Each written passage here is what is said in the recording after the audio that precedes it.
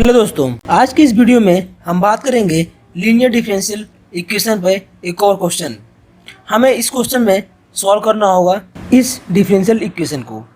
Solve करना है यानी कि हमें फाइंड करना होगा इसका सॉल्यूशन, जो कि होगा कंप्लीट सॉल्यूशन। कंप्लीट सॉल्यूशन इसलिए क्योंकि लीनियर डिफरेंशियल इक्वेशन का सॉल्यूशन CF और PI दोनों से मिलकर बना होता है।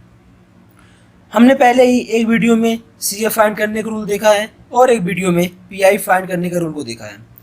तो बात करते हैं हम लोग अब CF की। CF का पहला स्टेप होता है लीनियर डिफरेंशियल इक्वेशन को उसके सिंबॉलिक फॉर्म में कन्वर्ट करना, जिसके लिए हम लोग d/dx को d बोलते हैं। लेकिन इसमें पहले ही क्वेश्चन सिंबॉलिक फॉर्म में दे रखा है। और एक बात, यहाँ पे हम लोग d को d/dx क्यों बोल रहे हैं? या तो हम लोग dy/dy बोल सकते थे या फिर dy/dt बोल सकते थे। तो जैसा कि हमने पहले ही बात कर लिया है, जो हमारा इधर का वेरिएबल है वो है x, इसलिए यहाँ पे d = dy/dx ही आएगा। अब हम बात करते हैं अगले स्टेप को, जिसमें हमें फाइंड करना होता है auxiliary equation. Auxiliary equation find करने के लिए जो symbolic form of differential equation है उसमें जो सिंबॉलिक कोफिशिएंट है उसको इक्वेट करते हैं हम लोग 0 से। उसके बाद हम लोग फाइंड करते हैं उस इक्वेशन के रूट को। अब बात आती है इस इक्वेशन के रूट की। ये क्यूबिक है। हमने पहले ही एक वीडियो में क्यूबिक या क्वाड्रेटिक इक्वेशन के रूट निकालने का आसान तरीका देख लिया है। वो वीडियो आपको आई बटन से मिल जाएगा। जो इस इक्वेशन का रूट आएगा वो तीनों रियल होगा और उसमें से 2 इक्वल हैं।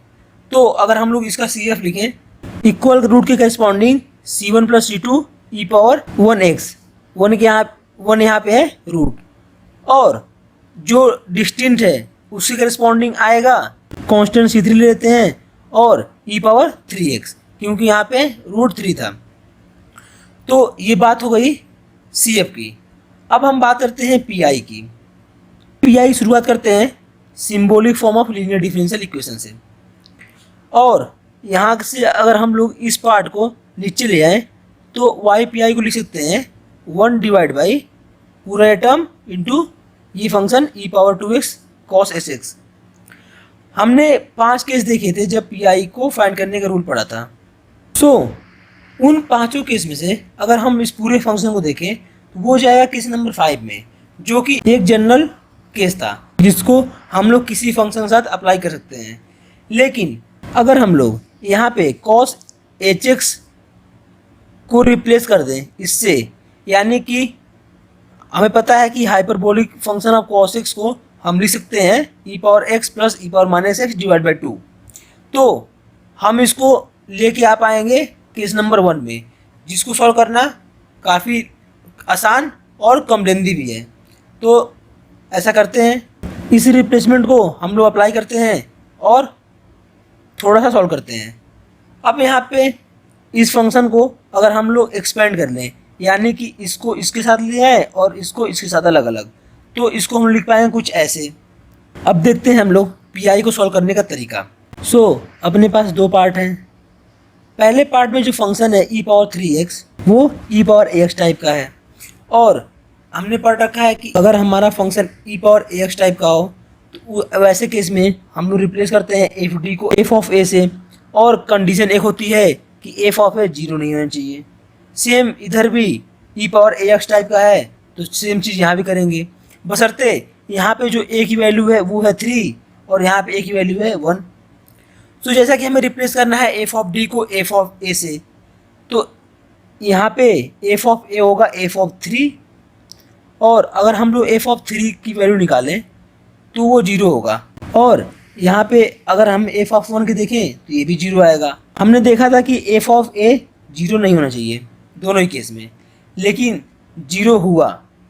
तो हमें पता है कि ऐसे केस में PI जो हमारे पास पहले था उसमें एक x मल्टीप्लाई होता है, और जहाँ पे f है वहाँ पे f' होता है, और इसको सॉल्व करने के लिए हमें f' को रिप्लेस करना होता है f' से। सिमिलरली इसके साथ भी होगा। तो अब बात करते हैं हम लोग f' की। f' होगा f' इसके लिए, और उसकी वैल्यू आई 4। अगर हम लोग f'1 देखें तो यहाँ पे तो ये वो कंडीशन फुलफिल हो नहीं पाई क्योंकि यहाँ फिर से 0 हो गया। तो पहले पार्ट में एफ डैश डी की वैल्यू आई थी 4, सो यहाँ पे हमने रिप्लेस किया। और सेकेंड केस में हमारा एफ डैश 1 0 आ गया था, तो ऐसे केस में हमने पहले ही एक एक्स तो ला दिया था क्योंकि पहली बार 0 हुआ था एफ ऑफ ए। सो अब एफ डैश ए भी 0 हो गया, इसके लिए एक और एक्स मल्टीप्लाई होगा, और जहाँ एफ डैश डी हुआ था वहाँ पे होगा एफ डबल डैश डी। तो अगर हम लोग एफ डबल डैश 1 देखें डायरेक्टली, क्योंकि यहाँ भी रिप्लेस करना होगा एफ डबल डैश डी को एफ डबल डैश ए से। सो यहाँ पे डायरेक्टली सॉल्व करते हैं, तो यहाँ पे होगा एफ डैश 1 इक्वल टू -4। तो अब यहाँ पे एफ डबल डैश 1 -4 आया, यानी कि हमें रिप्लेस करना होगा -4 से यहाँ पे। तो इतना करने के बाद हमारा पी आई कम्प्लीट हुआ। तो कुछ ये रहा अपना पी आई। सो अब बात करते हैं हम लोग कंप्लीट सोल्यूशन की। कंप्लीट सोल्यूशन के लिए हमें सी एफ और पी आई को ऐड करना है। तो ये रहा सी एफ और ये रहा पी आई। अब हम इन दोनों को ऐड कर देंगे और हमें सी एस मिल जाएगा। सो इस क्वेश्चन का ये रहा सोल्यूशन। Thank you.